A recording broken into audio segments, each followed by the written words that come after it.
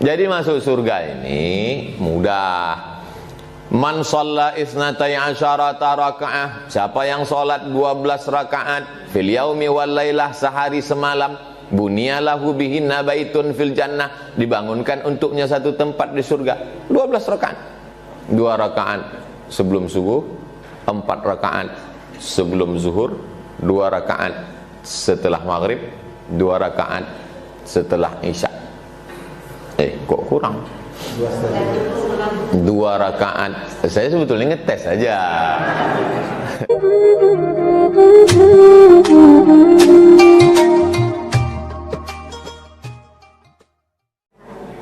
Maka kalau mau setiap acara itu dicatat, maka diawali dengan alhamdulillah. Makanya apapun yang dapat, alhamdulillah. Anaknya ranking 1, alhamdulillah. Dapat proyek besar, alhamdulillah. Suaminya kawin lagi,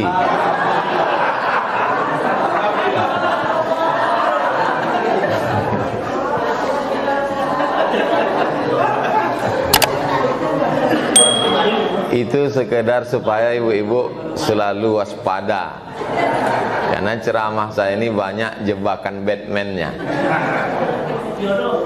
Jadi itu jurus pertama.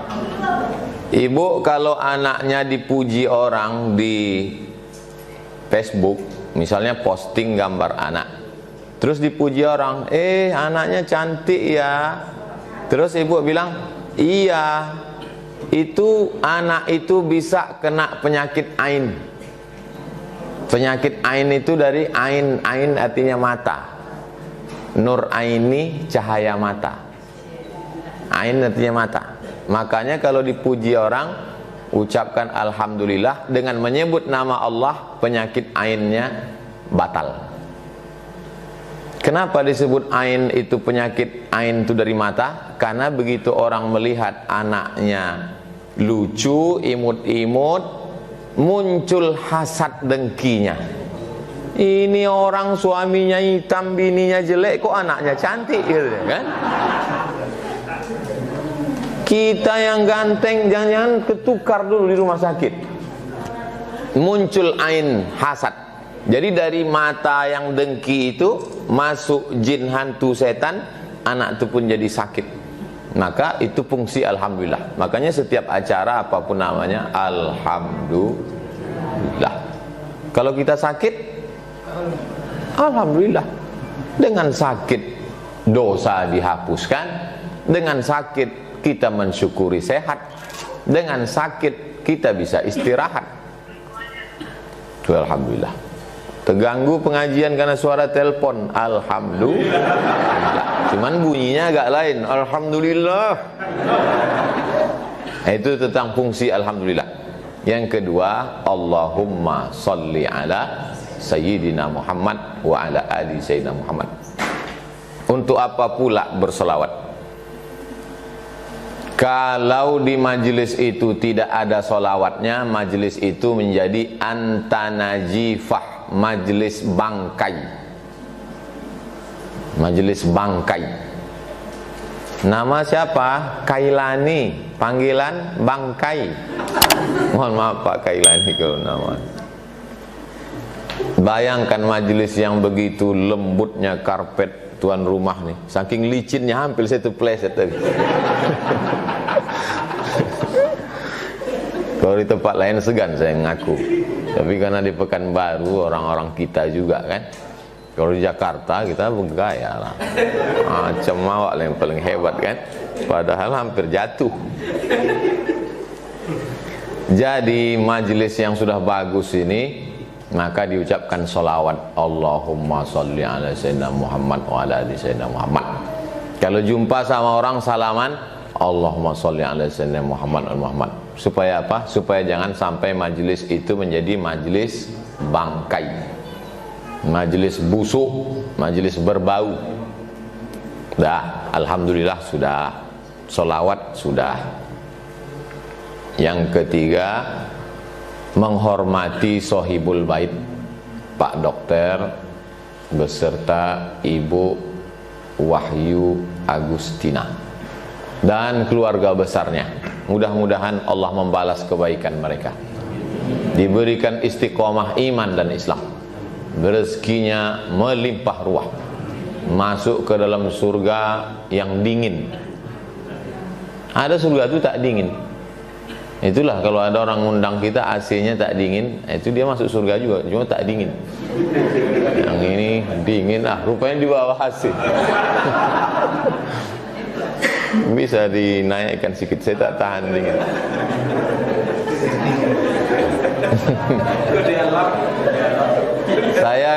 Saya kalau acara diundang orang di hotel-hotel itu, saya matikan AC.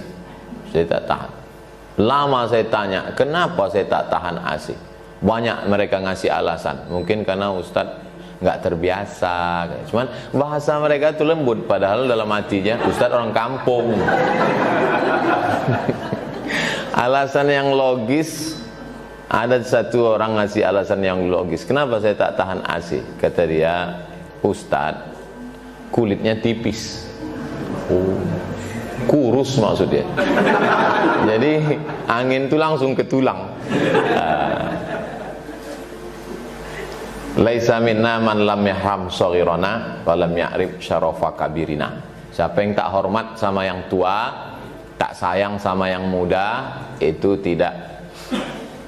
bukan umat Muhammad sallallahu alaihi wasallam. Itu maka tadi saya sebutkan Sahibul Bait kita hormati. Adik-adik saya yang muda-muda nih saya sayangi. Dah, alhamdulillah sudah salawat, sudah menghormati Sahibul Bait, sudah. Yang keempat, saya ceramah memang begitu biasa. Di mana-mana pakai poin-poin. Poin-poin. Itu tujuan poin itu, saya kan dosen, walaupun mantan.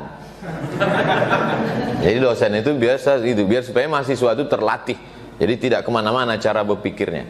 Selalu saya pakai gitu, pakai poin. Saya semua pakai poin. Ceramah pakai poin, khutbah Jumat pakai poin, SMS pun pakai poin. Pakai poin. Tujuannya supaya masyarakat itu terstruktur cara berpikirnya, tak ngalor ngidul kemana-mana. Yang kedua, kalau ada intel ikut pengajian, mudah dia ngasih laporan ke atasan. Kalau sampai dia salah lapor kan payah. Tak ada poin. Nah, yang keempat, tadi kan ada diputarkan video Nusaibah kan? Saya rasa-rasa di bioskop tadi. Tentu Bapak Ibu tadi menengok gambar saya di situ. Kenapa Ustadz Somad ini berjenggot berkumis? Itu tadi pakai face app berbayar. Ada face app itu berbayar. Habis 14 hari hilang sendiri dia. Saya mau menunjukkan ke orang-orang yang mengejek saya selama ini. Kata dia, masa Ustadz Somad mukanya macam pantat bayi? Maksud dia tak berbulu. Saya tunjukkan betul. Kalau mau ku panjangkan jenggotku, kalah jenggot kau. Jenggot kau cuma 3 helai, itu kau jaga-jaga. Panjangkan, kalah dia. Kalau saya panjangkan jenggot saya ini, apalah kelebihan dia lagi, Cok? Kalau saya panjangkan jenggot saya ini, apalah kelebihan dia lagi? Titel Profesor Dr.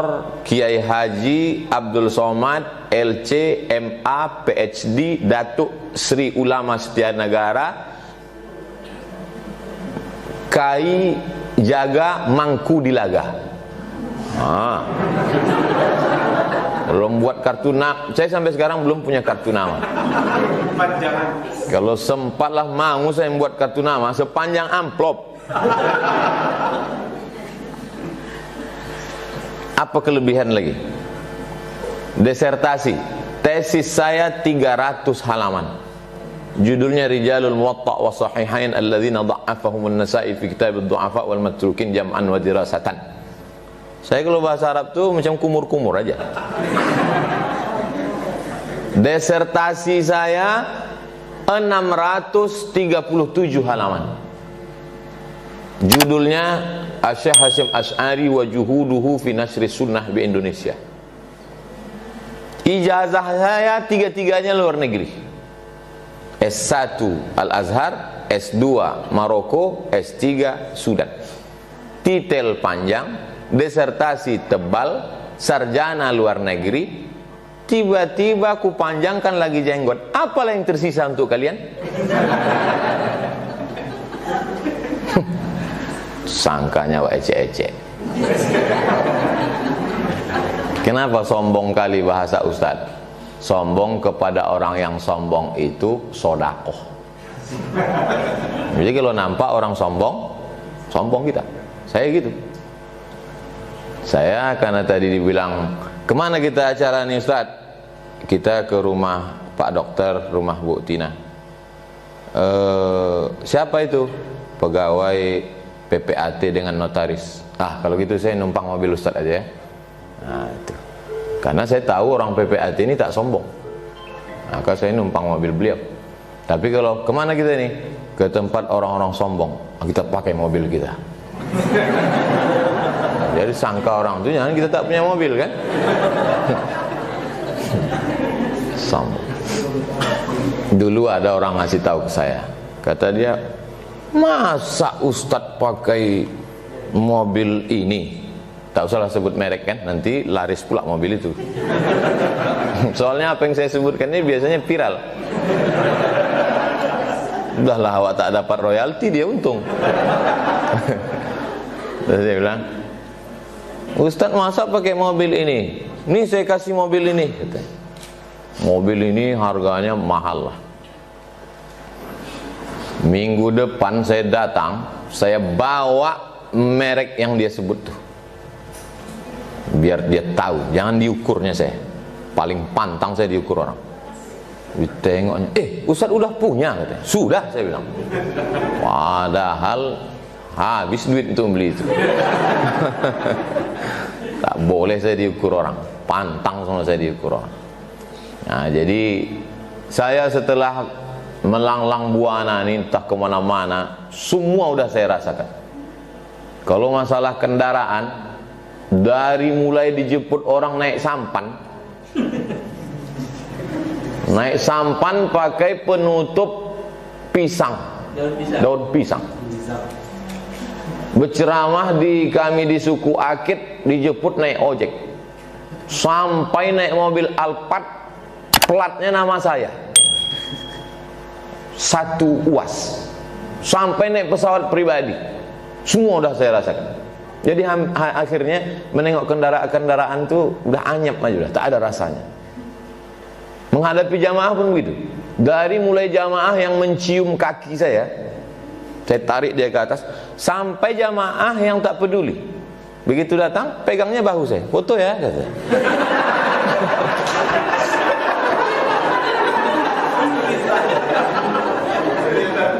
Sampai jamaah yang mencaci maki yang di internet tuh, somat anjing, somat babi gitu. Somat setan. Nah, jadi saya udah datar aja udah dunia, rata aja udah. Nah, gitu. Nah, jadi rupanya begitu cara Allah mendidik perasaan kita. Dulu saya waktu awal-awal ceramah, duduk di samping camat, ciut sih, menggeletar gitu, segan sama camat. Sekarang bupati, gubernur, menteri, sama aja udah rasanya. Karena saya menolak jadi wakil presiden. Itu. Jadi begitu cara Allah memainkan perasaan kita. Jadi setelah saya renung-renung, oh begitu hidup itu ternyata. Begitu rupanya perasaan itu ternyata. Sama yang dulu sama sekarang sama aja. Apa bedanya? Rasa kita itu sudah tak sesuai judul ceramah Ustaz sama judul. Kita belum masuk lagi. Ini baru pengantarnya aja. Tadi pembawa acara itu Ustadz Khairuddin. Khair artinya baik, din agama. Orang yang paling baik agamanya di Riau ini dialah Khairuddin. Dan kalau mau mencari menantu, mencari suami adalah orang yang paling baik agamanya. Masalahnya dia udah nikah pula. Lalu kemudian ini sebelah kiri saya ini namanya Ustadz Al-Nob Dinar. Dinar itu artinya koin emas. Dia diangkat jadi ketua yayasan supaya tak korupsi. Untuk apa dia korupsi lagi? Nama dia udah koin emas. Al-Nob Dinar, Ustadz Al-Nob Dinar. Kedua-duanya ini LC, alumni Al-Azhar. LC itu artinya, tulisannya licence, bahasa Inggrisnya license, bahasa Perancisnya liaison, bahasa Arabnya ijazah. Ini orang sudah dapat ijazah untuk mengajarkan agama Islam. Ijazahnya level internasional, Al-Azhar University. Wah, itu yang tanggung. Bapak kalau istrinya mau melahirkan, mau menyerahkan istri ke bidan tak berijazah, mana mau, matilah bini itu. Diserahkan ke bidan berijazah, itu maka dikasih LC. Ini banyak jamaah sekarang tak tahu LC apa. Ustaz tuh lucu-lucu. Ustaz Somad tuh LC apa artinya? Lulusan Kairo. Ngada-ngada jamaah. Dah habis, saking banyaknya tak ingat lagi saya poin keberapa. Sekarang baru kita masuk judul, beratnya jalan menuju surga. Itulah maka jamaah itu tak datang.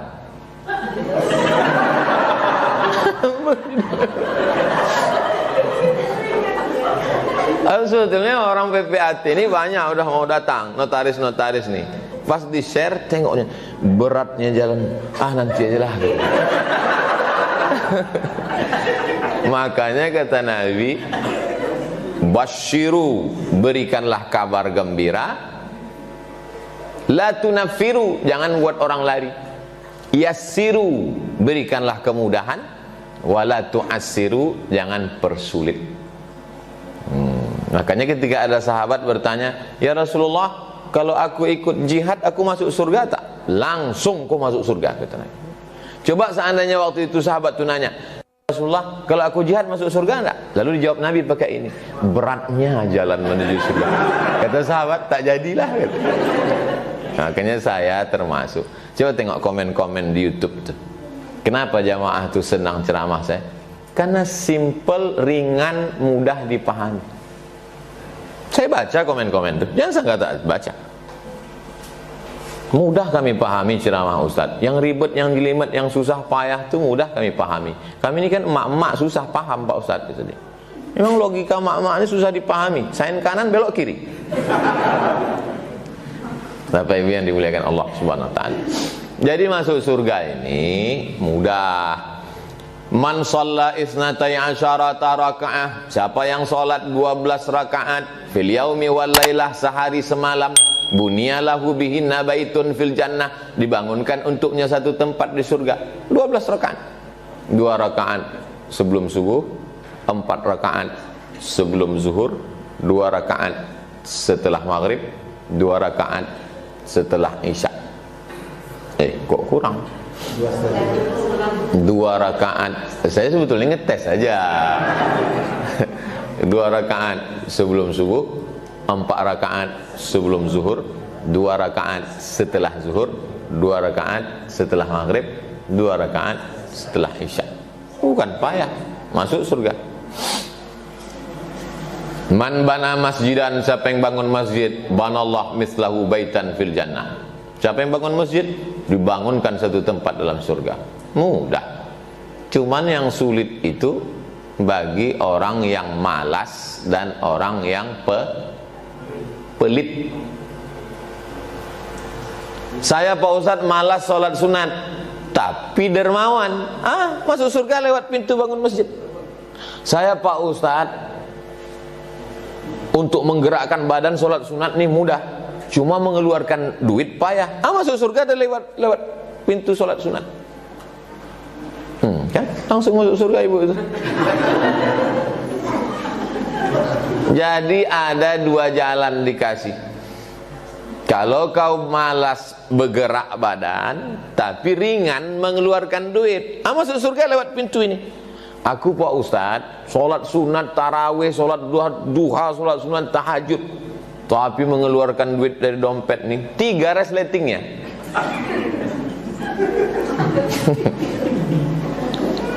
Jadi sebetulnya ini adalah pilihan. Saya yakin dan percaya Bapak Ibu notaris, nota itu kan note, nota artinya menulis, notaris menulis. Ini notaris ini nulis-nulis saja kerjaan. Orang mencari duit, pergi pagi ke sawah masih bisa dibedakan mana orangnya, mana kerbaunya. Ini orang, ini kerbau. Sore pulang jam 5 sama bentuknya. Entah mana orang, entah mana kerbau. Berapa dia mengeluarkan zakat? 10%. Zakat petani yang tidak pakai irigasi, pakai tada hujan, 10%, Bu. Jadi kalau dapatnya hasil sawah itu 10 juta, berapa zakatnya? Kok cerita duit ini banyak yang tak paham. 1 juta zakatnya. Bayangkan, tiba-tiba ada orang notaris yang cuma nulis-nulis saja kerjanya. Itu pun orang lain pula nuliskan. Dia tinggal nengok-nengok aja, buka-bukanya, liur sikit. Sekian itu. Pas diminta zakat, berapa zakat notaris? 2,5%. Kira-kira mudah tak masuk surga itu?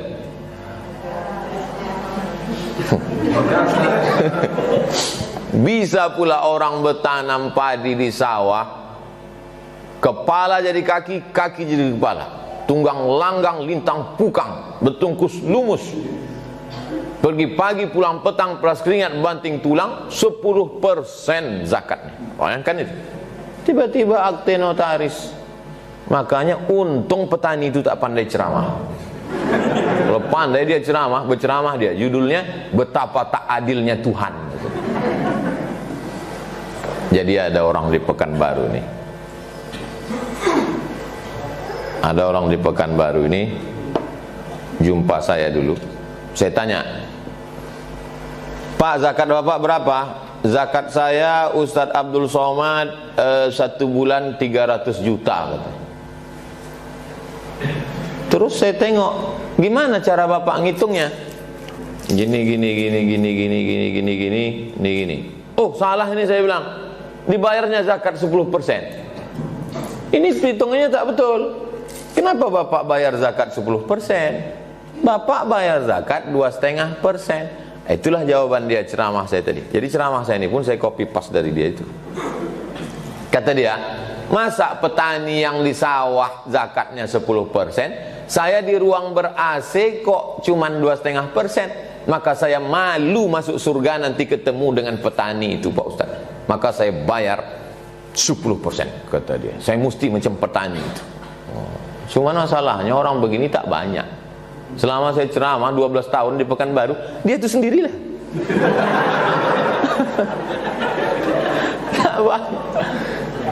Makhluk-makhluk begini ini mesti dibudidayakan.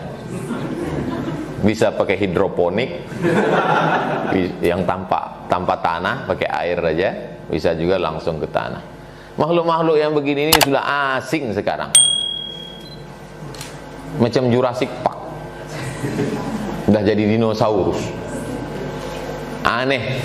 Oleh sebab itu saya bangga. Tadi ungkapan kata sambutan dari Ibu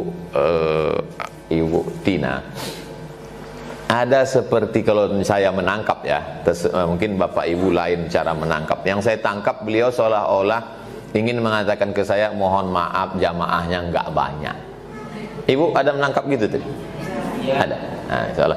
Ustadz, sebenarnya ini banyak undangan, cuman saya pribadi tak pernah melihat, bagi saya 100.000 orang di Gelora Bandung Lautan Api, bagi saya udah sama aja udah, setelah keliling-keliling. Karena tiap hari saya ceramah, memang saya berdua aja sama kamera, itu tak ada orang.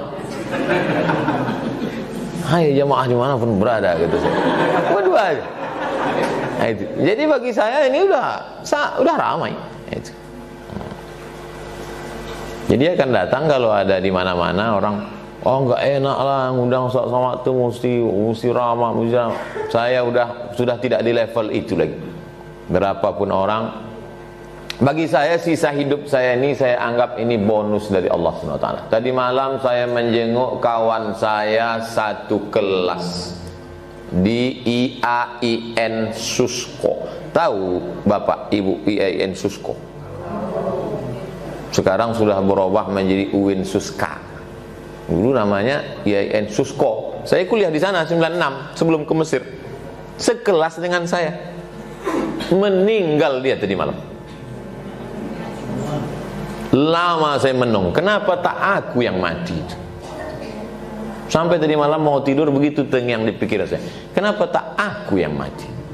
Dia anaknya 3, bininya 1. Aku anakku 1, bini tak ada. Mestinya aku yang mati. Lama saya. 2 hari yang lalu orang Palembang sama-sama saya ke Mesir. Habis ceramah, dipijitnya kepalanya pakai minyak kayu putih, muntah-muntah, meninggal. Jadi 2 hari ini pukulan bertubi-tubi. Pukulan kiri alumni Mesir, pukulan kanan kawan sama-sama IAIN, mati. Kenapa bukan aku yang mati? Berarti masih ada lagi tugas. Saya menduga kenapa tak saya yang mati itu karena tabung wakaf umat ini belum selesai. Dugaan saya, kalau siap tabung wakaf ini gul juga saya. Nah, jadi saya menganggap hidup saya ini masih bergantung ke tabung wakaf. Karena saya sudah janji. Saya janji ke tabung wakaf, kita akan masuk ke semua kantor-kantor di Pekanbaru nih. Mengemis kita. Sama kita sekarang ini enggak. Kita minta, kita datang. Apa mau mereka kita datang. Yang penting berdiri tabung wakaf umat nih. Habis itu berdiri masjid, berdiri pesantren, berdiri SD IT, SMP IT, SMA IT, SD tahfiz, SMP tahfiz, SMA tahfiz, sekolah anak yatim fakir tak mampu. Habis itu mau mati-matilah. Dan kita udah tanda tangan situ. Saya yang bertanda tangan di bawah ini Abdul Somad. Ini tidak hak milik, tak ada kait mengait dengan anak cucu saya. Ini lillahi ta'ala akan kita balikkan kepada umat. Selesai. Kalau cerita masalah masuk surga, mudah. Salat sunat 12 rakaat sehari, masuk. Bangun masjid, masuk. Cuman kita tak mau masuk surga sendirian. Kita mau ada juga lah orang PPAT ini mewakili agak 2-3 orang masuk jadi. Tak usah semua. Kan tak enak. Masa nonton bola sendirian? Nonton bola Real Madrid Barcelona sendirian. Masuk gol, nak gol kau gol lah. Tapi kalau nobar, nonton bareng, gol. Makanya enaknya masuk surga itu ramai-ramai. Jangan lupa subscribe, like, and share.